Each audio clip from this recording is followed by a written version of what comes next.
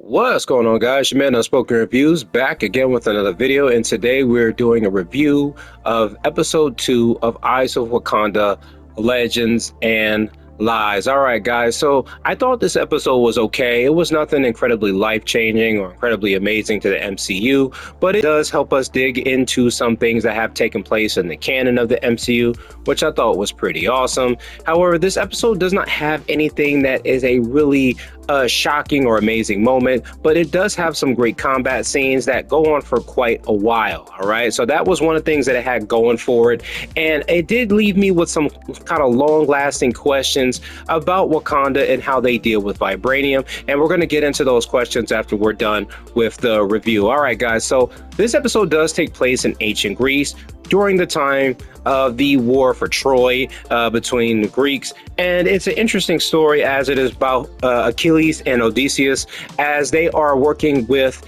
another individual from Wakanda, unbeknownst to them. Now, his name is Memnon, and as far as they know, he's just a warrior from outside who has made his home alongside the Greeks. And we do see that he is very trusted. He fights alongside Achilles, and we do see that they're not just warriors together, they're really close friends as well. They have a lot of banter, they kind of push each other, and I thought it was pretty interesting how someone of such an outsider could come to the Greeks and be fighting alongside them. It just kind of shows the openness that those warriors had back then for anyone who was an outsider. As we see, Memnon is a big guy. You know, he's a big black guy, full beard, muscles are huge. The guy looks like he definitely works out. But as we know, he is from Wakanda. And as he is fighting alongside Achilles to help take over Troy, they do ultimately fail. However, Memnon has his eyes on another prize. As we do know, the episodes do center around the war dogs and their goals of attaining any kind of piece of vibranium that is outside of Wakanda. And I found it kind of interesting that even though he's fighting alongside the Greeks, he has his ultimate goal, which is to retrieve a sort of necklace that is held by Helen of Troy. That's right, guys. So I thought it was also pretty awesome that in the MCU version of things, Achilles and Odysseus and people like Helen of Troy actually all existed. Now, in real history, okay, outside of comic books and this television show, those warriors did not exactly exist. Now, it is standard reason based off of what history has dug up that the characters were made from actual characters that did fight in the war for Troy, because there was an actual battle that did take place back in ancient Greece, but they haven't exactly been able to get names. So they have created these names around that lore and around that history. So Achilles, Odysseus, they're not really real characters, okay? They're not really real people, all right? So don't think that this is ties into the real world. But I found it also kind of interesting that we would go back to this time. And it also kind of makes it more interesting as I'm left with the question of where's Hercules at this time? Because we do know that Hercules is a Marvel hero in the comics, and he does make a small cameo at the end of Love and Thunder, the fourth Thor movie, which was really ill received. But we do see that Hercules does exist alongside with Zeus, and I thought it was pretty interesting that this character is not really mentioned too much, or it makes me wonder, had he shown up at Greece at any point in time, that he could have possibly helped them, or why he stayed back, or maybe they lost power around this time. So like I said, we do see that Memnon and Achilles do have a pretty cool, tight relationship. The two of them are really close. They're not just warriors together, they're close friends. They've shared a lot of stories, and we do find out from this friendship that Memnon has been alongside the Greeks for almost a decade now, a total of 9 years. Also very interesting to see that he is a war dog that has spent so much time away from home, trying his best to infiltrate the Greece army in order to gain their trust and their respect in order for him to get close to the vibranium. It just goes to show the type of dedication, motivation, and respect that the Wakandans have for their country, that they're willing to sacrifice so many years of their lives to attain the goals for their country. That takes a lot of dedication. And I thought that was pretty interesting on Memnon's part, that he sacrificed so much to achieve that goal. We do see that not all the Greeks actually do trust him. This also comes from a character named Pharaoh, who is also another member of their military. He does doubt Memnon, and that is a fair insight. I mean, when you think about it, this is a complete outsider. To be able to trust him and you don't know him or know where his people come from, and he does not share that information over 9 years, I wouldn't trust that either. So I do understand exactly where someone like Pharaoh was coming from. Another thing I did like in this episode is we do get to see some more of the Wakandan tech, as he does have like this type of device that has like Morse code in it. You see on this little circular device, both sides have like this clicking device in it to help him do like a Morse code to reach out to Wakanda. But he takes out the right side so it's not operational, so anyone who finds it doesn't exactly know what it does. And I thought that was pretty interesting that the character does that. And it also just kind of show how incredible their technology was back then, that a small circular device like that could work almost like a cell phone or a walkie-talkie, which could reach over miles. I thought that was pretty cool to see an item like that. We do get a nice little in-depth understanding of Achilles. We do see that he struggles to see the point of the war. While he is fighting for his people, you see that he really struggles to keep believing that they're doing the right thing, especially that they keep on failing. He really takes their failure harshly, as lives are being lost. And because so many lives are being lost, it leaves one with the question, are we fighting for the right cause? Is this cause going to mean anything when it's all over? But we do see Odysseus does come up, and he does come up with the idea to overthrow the Trojans, which is pretty interesting as we get the Trojan horse. It's a pretty interesting part of their lore, part of their history and story, and they do build the Trojan horse and try to get Memnon along with Achilles and the other Greek soldiers past the enemy lines in order to take them from the inside out. And I thought that was pretty interesting that we get to see that in the MCU, and that in some capacity, Wakanda is somewhat responsible for the fall of Troy. Even though the battle goes well at first, eventually they are found out.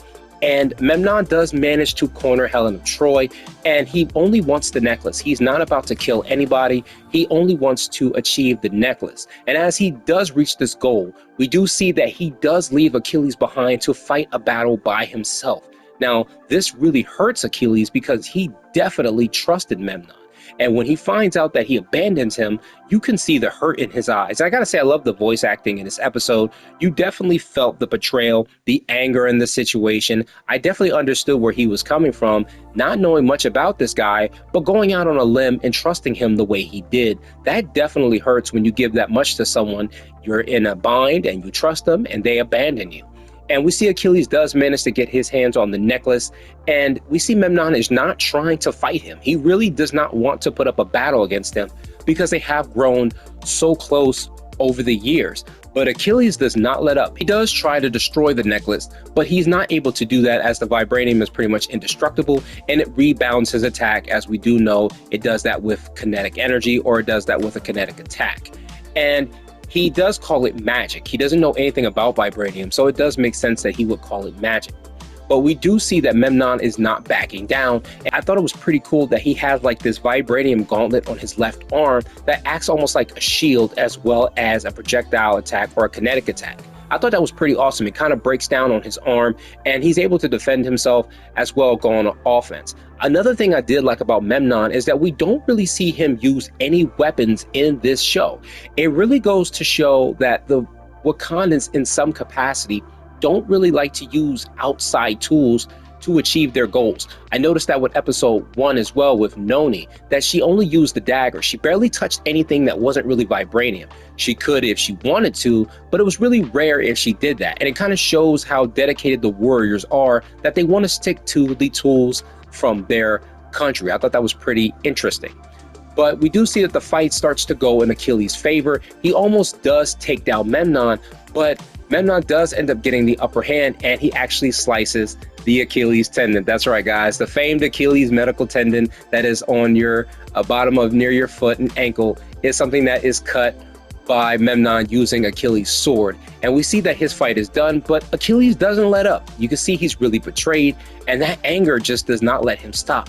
He does try to take Memnon, but Memnon gets the upper hand of a dagger that Achilles tries to use on him, and he fatally stabs Achilles. And it's really sad seeing this moment between these two allies, these two friends, these two brothers, and feel that Memnon feels really bad about what he has to do.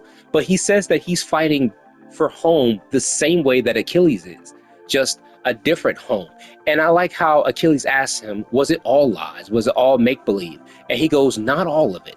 And unfortunately, Achilles does succumb to his wounds, and he does die. I do like that Memnon does take the 2 coins and puts them on both of his eyes, just to signify how the Greeks deal with death, calling out to the ferryman to shepherd Achilles' soul to the afterlife. And we see he just dies there in the water. And it's such a sad thing to see that Memnon had to make such a sacrifice and do all that for the sake of his country. But it also shows a certain level of dedication that you have to respect. So we do see some time has passed and he does return to Wakanda. And we do find out his name is actually Bakai, not Memnon. Memnon was just a handle. And I do like that when Bakai does return, he does meet up with Noni, who is now known as Director Noni. She's no longer just a regular war dog. She seems to be in charge of the war dogs at this point. They even keep her eye patch, and you kind of feel a little bit of the Director Fury thing going on there. I thought that was pretty cool. I do kind of hope that after seeing all this history, we do kind of see some of the history of the war dogs in maybe the third Black Panther film. That would be pretty cool. Like, I like if they tie that into some of the animated stuff. I know not everybody watches the other stuff outside of the movies, but it would be pretty cool if they did figure out a way to tie Director Noni into the greater MCU going forward with the third Black Panther. So we do see that Bakai still feels really horrible about what he did. And he feels like a complete stranger, even in his own country. You know, he returns home. And after 9 years away, he missed home so much. But he adapted to the way the Greeks live. He adapted to their friendship. And he's done that for so long, being undercover, that it makes it hard for him to be home and love home the same way that he found himself out on the outside world. He feels like just as much of an outsider home than he did when he was with the Greeks. And that is totally understandable. I know I've heard stories about people who go undercover as police officers, and they spend so many years undercover that becomes the life that they know, and it's hard for them to turn that off. We do see that in a movie called In Too Deep with Omar Epps and LL Cool J. If you've never seen it, it is something that does happen in that film, but you can check it out. You'll understand what Bakai is feeling at this point. But he definitely wants to get back out there into the world and experience more of it because he just doesn't feel at home in Wakanda. He just wants to get out on another mission and get out there and just forget everything and start over. Now, I don't think that's necessarily healthy, but everybody deals with this kind of grief in their own way. We see that he still has the necklace that Achilles gave him earlier in the episode, and we see that his death still hurts him even to this moment. So guys, that was the episode. Like I said, it didn't have any long-lasting impressions outside of the idea that the fall of Troy is partially responsible on Wakanda's part, and it's pretty interesting to see how far the Wakandans are able to go or willing to go to achieve their goals. All right, guys, so this was a question I did have watching this episode because I thought of it in preparation for this review. Does Wakanda have the right to decide what happens to vibranium outside of Wakanda? Now, if vibranium is stole from Wakanda, like we did see in the first Black Panther film, totally understand that. It's an item that doesn't belong. It was taken from their country without their consent. It definitely stands to reason, but if someone is able to hold it with respect, like Cap is able to do with the shield, it does make sense that the Wakandans would let him keep it based off of certain reasoning. But in this show, we see that the war dogs go around the world, take different types of vibranium artifacts from places in Wakanda. Now, were these items stolen? Most certainly done in episode 1, as we do know Nakai ended up taking the several different Wakanda artifacts from Wakanda and going off rogue. I do understand the war dogs trying to achieve those. However, this necklace, how did it end up with the Greeks? How did Helen of Troy get it? Now, here's my understanding of that. When the vibranium asteroid crash landed into Wakanda all those years ago, there's no reason not to believe that pieces and particles of vibranium did not fall in other nations. Because as we know, vibranium just came out of space, crash landed into Earth, and that is where the huge mound of vibranium now resides. But are we so foolish as to believe that wherever it came from as it was coming into orbit of the planet, did it break off into several different pieces around the world and other people and other races managed to get their hands on it? I believe that was a strong possibility. Now, if that's the case, does that give the Wakandans a right to take it back? I don't believe that. Because, yes, I understand the Wakandans want to protect it because they think Earth is not ready for that type of technology. I understand that perfectly fine. But if vibranium doesn't land in Wakanda, they should not have the right to decide who gets to keep it.